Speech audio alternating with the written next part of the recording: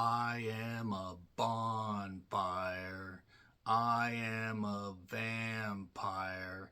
I'm waiting for my moment. Saltburn was written and directed by Emerald Fennell, who did Promising Young Woman. This stars Barry Keoghan, who was in the Banshees of Inisherin. A terrific performance by that young man. Sent him on the path to superstardom. And now he's Oliver Quick in Saltburn. And Oliver Quick made a quick journey, if you'll see what I did there, over to Oxford University to earn his 2 degree. The teaching staff that's been getting less since 1553. They're tiny, they're toony, they're all a little loony. It's Oxford University. Come join the fun. And now the song is done. But Oxford University is full of rich, posh people that come from money and come on money and come in each other because there's a lot of debauchery and doesn't discriminate. Straight, LGBTQ, doesn't goddamn matter. If you're with a consenting adult, you want to party, do drugs, drink, all that. A lot of drinking and partying on this goddamn campus. But it's among a bunch of rich people, and Oliver doesn't really fit in. And at a dinner, a little bit after he arrives, he sits at one long table, straight out of Harry Potter, no troll in the dungeon, and he meets a young man that the character's instantly forgotten about within, I'd say, like the first 30 minutes or so. But that being said, actor's fine. Just want to say that right now. A lot of characters in this, so a lot of stuff that you'll be thinking about, after this movie's over. And this friend, Oliver realizes, he's a good guy, but then he decides to trade up, so to speak, because he sees a young man, who's very, very rich, comes from a rich family, named Felix, played by Jacob Elordi, who was Elvis in the movie Priscilla. He was great. The young lady that played Priscilla was great. The movie itself wasn't so great, but I wish them both nothing but the most success. However, I will take Priscilla over Baz Luhrmann's version of Elvis, because at least they touched on certain things about Elvis that the other movie didn't. That being said, Farley Starr is also in this. Archie Madekwe. I'm not actually sure if I said that right. He was the guy that was in Gran Turismo. He's been in other stuff. He is really good. I wish that Gran Turismo had a better screenplay and was something better than Gran Turismo turned out to be. He was fine in it, though. And I think he's got a bright future as well. And then you have Sadie Soverall, who plays the character of Annabelle. You have India, Millie Kent. And then you have, from Felix's side of the family, you have Elspeth. The gorgeous Rosamund Pike, my God. I have loved her since Doom. I mean, actually, she's been great and stuff before, but I loved her since Doom, and she's just great. Ages gracefully. She's great. Terrific actress. You also have Alison Oliver. And then you also have Sir James, played by Richard E. Grant. And if you take a look down the rest of the cast, there's quite a few people. A lot of people you'll recognize from British dramas, British movies and stuff like that, Scottish, whatever. And there's a lot of accents in this, so make sure you tune your ears properly so you can understand this stuff. And because some accents are a little bit difficult to understand, sometimes I almost wish that there were captions, because sometimes it was hard for me to understand some accents. That being said, at Oxford University, Barry Keoghan's Oliver realizes, hey, wait a second. This friend that I'm with isn't necessarily the best guy or whatever. I mean, he's not that bad, but he really is just drawn to Felix, and we see interview clips where he's either being interviewed by somebody or talking to a therapist, whatever it is, and he's talking about how he really, really, how much he appreciates Felix. And then we find out more about his life, and we find out more about how maybe there's some attraction, maybe there's not, or whatever. Maybe Felix just sees him as a new friend, a new toy, so to speak, to bring him around and parade him around. Like, see, I can hang around with the normal people, or people that are pseudo-normal. And eventually, Oliver is invited for the summer, because it does start in 2006. So by the time we get to the summer, it's 2007. That's how the calendar works. We're not going backwards. We're not doing the Hulk Hogan thing of gaining a day and working twice in a day by going to Japan and stuff like that. And that's a deep cut for podcast wrestling fans. But nevertheless, Saltburn is the name of the estate. And, Oliver, a little bit shy, a little bit confused. There is another guest that stays there a little bit. For a little bit, but they're very, very posh and very British and everything, but they repress their emotions and they have fun and everything. But obviously, because there's a pretty blonde girl, you can kind of see where this stuff is going, and certain things get revealed between all these characters.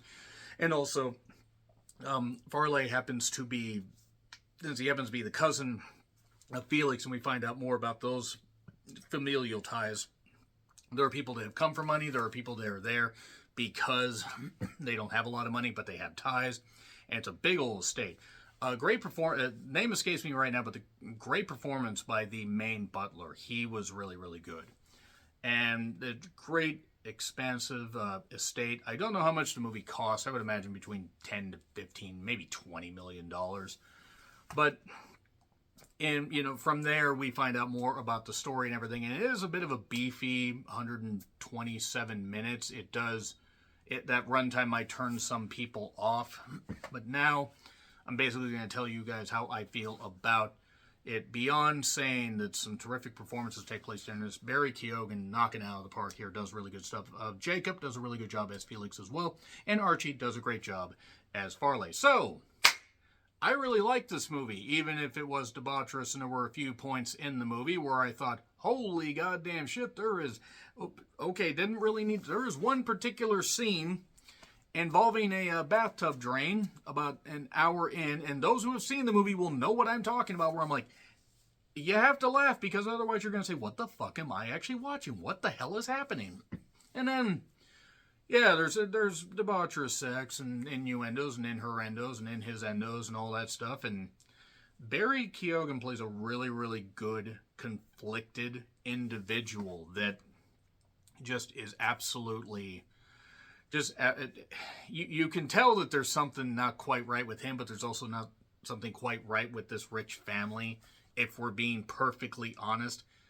I do want to say one of the only strikes against this movie is, from the very beginning, I called exactly what was happening. And that's not a bad thing. Predictability does not breed contempt in this case. It's just, if you've seen enough movies, and there are two movies that I would compare, or I would say this is an amalgamation of, they'll talk about in the spoilers, but Promising Young Woman is one of them, I will say that. Emerald has a bit of a tone as far as dealing with dark subject matter, using some dark comedy and some really fucked up shit to tell a story. Was it a bit long? Sure. Are there things maybe they could have cut out? Possibly. This could have been cut down to about an hour and 50 minutes, but that's nitpicking, because I really liked how things played out. And much like Promising Young Woman, this also ruined... Promising Young Woman ruined Angel of the Morning for me, by the way. I can never hear that the same way again. If you have seen the movie, you will get it. And I will say that this ruined Murder on the Dance Floor for me. And that's about all I'm going to say as far as any mild type spoilers. Barry's great. Jacob's great. A lot of great performances in this. Is this something you need to see in theaters? Maybe not. Maybe not. I really want to see movies like this do well, because then they'll get theatrical releases and things will, go better. And it's from Amazon MGM Studios. And there were a couple points where I was like, okay, that's kind of gross, but I get why. I get why, because Emerald was like, I'm going to test the audience. That has to have been the reason. But it was debaucherous. It was filled with a lot of dark comedy and a lot of great performances, and I recommend you guys check it out. I am, and again, in spoilers, though, just so you know, there's a few things I want to talk about. 3, 2, 1, spoilers. Okay. So, the reason I did the I am a bonfire, I'm a vampire, I'm waiting for my moment. If you recognize those lyrics, then you are a deep-cut fan of garbage like I am. The band, Shirley Manson. I don't care if she's in her mid-50s. She's fucking gorgeous. She looks exactly the same as she did in 95. She ain't a stupid girl. She is a gorgeous woman. Anyway, the Scottish influence kind of makes sense given some of the cast members. But that being said, there was a point with, as the plot goes along, Oliver gets rid of his, of that friend, casts him to the side because he wants to be with Felix, and he claims in these interview clips that I talked about before the spoiler section that he loved Felix, that he really loved him, but was he in love with him, was he, or whatever, loved, meaning that this probably doesn't have exactly the best ending. So, they party. Oliver's like, I don't really come from money or whatever, my parents were drug addicts, this kind of stuff or whatever, my mom called, my dad died, I'm all upset, I can't go home because the house is just a squalor or whatever, and Felix says, here, come on to my deal, or, come on to my estate and stuff like that, and he fits in. At one point, within a little bit of time, and Archie's Farley is there, he spots a point where the sister, the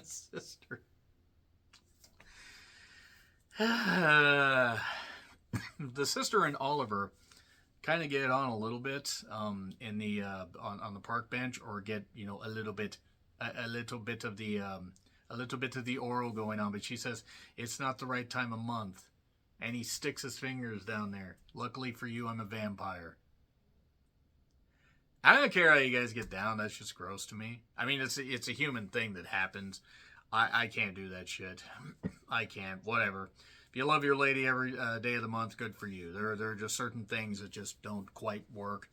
It's not quite the it's not quite the teacher in South Park or wherever. I don't trust anything that bleeds for 5 days and doesn't die. Not quite that, but it just was really, really, really fucked up. Where I'm like, okay, what am I watching? But the bathtub scene that happened. So Felix is getting off in the shower, or in the tub. And it's a nice big estate. It's got a tub and everything. And they share a bathroom. Because it's like Oliver's bedroom is over here, then you got the bathroom in the middle, and then you got thing over here. So it's at the other end of this house here. And then you got the bathroom. And then you got Felix's room. And he gets, after the tub is drained, he tries to drink the cum out of the drain. I'm not kidding, by the way. I'm not kidding. That's actually something. I was tipped off to that, ironically, on Twitter, because I did see something about that, and I go, oh, they didn't actually show that. They did. You had to laugh at that, because what the fuck else are you gonna goddamn do? But it was obvious what was happening from the beginning, and I will explain why. This is a mixture of the Promising Young Woman and the Talented Mr. Ripley. And if you remember about the Talented Mr. Ripley, Matt Damon was able to cultivate this character and come up with lies that were eventually found out. Now, it turns out that Oliver was lying about everything. He was lying about the fact that his dad died, that his parents were drug addicts at one point, and this is after a bunch of stuff had happened. He had even managed to get Farley out of the way. Oliver did, by basically, coming up with something where Farley had issues. His mother had spent a whole lot of money and everything. His mother had tried to get away from from the British, go to America, but she'd burned through a lot of money because of a divorce and all this stuff. They talk about that. And Archie delivering this performance tremendously well, by the way. Very, very good. Very, very talented young man. And he ends up getting pushed out of the whole goddamn estate. And then things start to crack for Barry Keoghan's Oliver, because, Felix says, well, here's what we need to do. We need to go see your parents. Now, the way all this got set up, by the way, a little bit earlier on, is Oliver was riding his bike and met Felix by chance, because Felix's bike had a flat tire. So he said, here, take mine, and I'll get back at some point. And then they meet and they party, and they're drinking a whole lot. And Oliver doesn't have a whole lot of money and everything. He doesn't have a lot of money because he comes from drug-addicted parents and all this stuff. And he keeps getting wanting to get closer to Felix, even though he does make out with women. He's probably bi, whatever. No discrimination here, and if you are going to discriminate against anybody that wants to sleep with consenting adults, LGBTQ or otherwise, you are fucking assholes, but especially if you are going to be homophobic and everything. God damn it, quit it. Stop it, get some help. That being said, Oliver does the aforementioned cum drinking out of the slurping, out of the drain. Then the period bench thing with the sister, that I didn't necessarily understand why they did that. And then it's revealed that they're going to have this big old party because it's his birthday coming up. But first, Felix says, we need to go visit your mother and everything. We're driving. I got a big old idea. And this is after Farley had been, kicked out of the estate. The dad wasn't in the best frame of mind either. Richard E. Grant actually did a really, really good job playing a guy that was pretty much losing his mind. Elspeth Rosamund Pike, the gorgeous Rosamund Pike. One absolutely gorgeous. Absolutely love her. I don't care that she, is in her mid-40s now, almost something like that. She looks great. Aged gracefully, terrific actress. She even somehow managed to make Doom palpable, despite the fact Doom was really shit. That being said, Felix is taking Oliver to see his parents. Go talk to your mother and everything. The house is all nice. The mother's fine, not a drug addict. The dad's alive.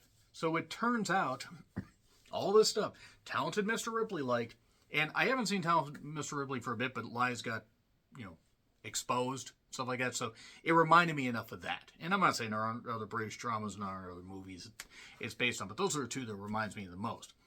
And Felix is like, all this, so let's talk, let's hang out with your parents, this kind of stuff. And now we're going to have this party, and I think you should go after this. And Oliver doesn't necessarily want to do that, and it's pretty obvious where things are going here. And since I invoked Talented Mr. Ripley, obviously we are going somewhere where things are going to go down a dark path. Well,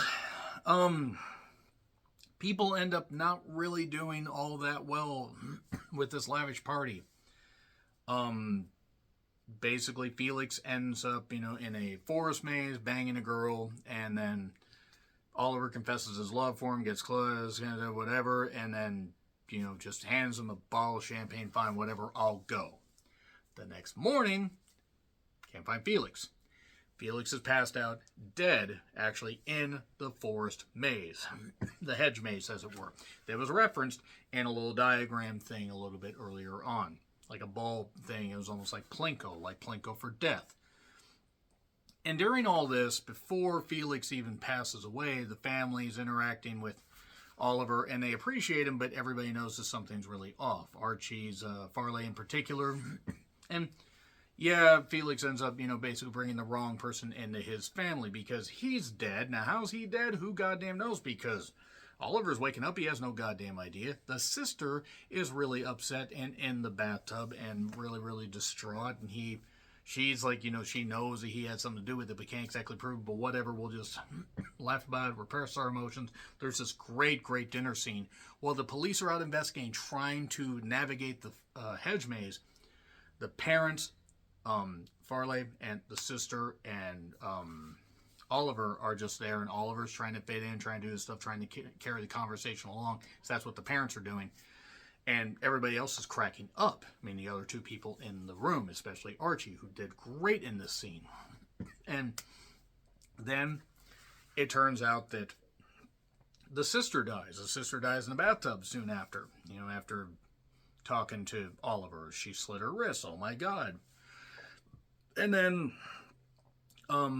basically, what ends up happening is Sir James, Richard E. Grant, writes him a huge check, says, okay, well, my wife's really distraught and everything, and she may be attached to you, but we need to grieve in peace. How much? Let me give you all this money. So mind you, this is all for 2006 to 2007. So then we suddenly jettison away 15 years into the future. We are in 2022, so technically that's the past, but you get my point.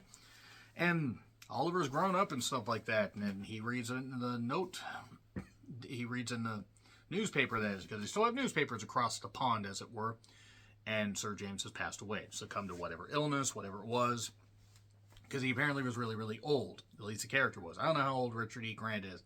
He does kind of look like he was around when slavery was legal in the UK. Nevertheless, Rosamund Pike, Elspeth, they're trying to make it now where she's like supposed to be in her 60s, and if she ages that gracefully into her 60s, we're all going to be desiring her for a while. Yes, maybe I will confess my love for Rosamund Pike one of these days. Shut up. But she's like all happy. Oh, Oliver, this kind of stuff or whatever. I got a flat. I just wanted to, get more into town and stuff like that. But come on back to Saltburn. The coast is clear. This kind of stuff. And then suddenly, it's pretty obvious that they're going to get together, and Oliver like, okay, whatever, it was no big deal. It was, I'm not doing that, okay, but it's all right. He didn't mean anything by it. And then we finally see who the hell he's talking to. After we pull back, and Rosamund Pike's Elspeth is on the goddamn, hospital bed in home. It's in home patient, work stuff. Basically, she is on all kinds of medical stuff. She's on a breathing tube. We have no idea what goddamn happened. She's having her issues. And that's who he's been talking to.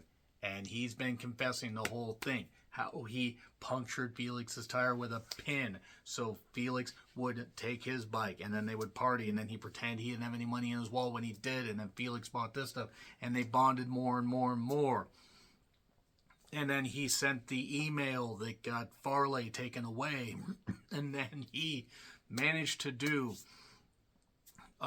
he managed to, kill Oliver because he put some stuff in the champagne bottle, and he got poisoned, threw up, and died in the maze. Took him out. This is after Felix didn't want him to be there anymore, and it turned out, holy fucking shit, we have the wrong guy here. And then it's implied, even though I don't recall them exactly showing, probably a good thing, that he did cause the death of the sister, and the dad had been slowly driven absolutely insane. Who knows? Maybe, Oliver poisoned him. But then a series of accidents kept happening to Elspeth. And now she's dead. He pulls the breathing tube out, all this stuff and everything, and does all this. Oh, yeah, one thing I forgot to mention. After Felix's body got buried, he fucked the gravesite. Yeah, he fucked the dirt. Yeah, that was a little bit disturbing, too. Don't know why they did that. Then he kills Rosamund Pike's character off. And he suddenly owns the whole goddamn thing. He owns it. He owns the entire property, all this stuff. He owns the fortune. It's everything he wanted. We don't have any idea what happened to his parents. He might have had them killed.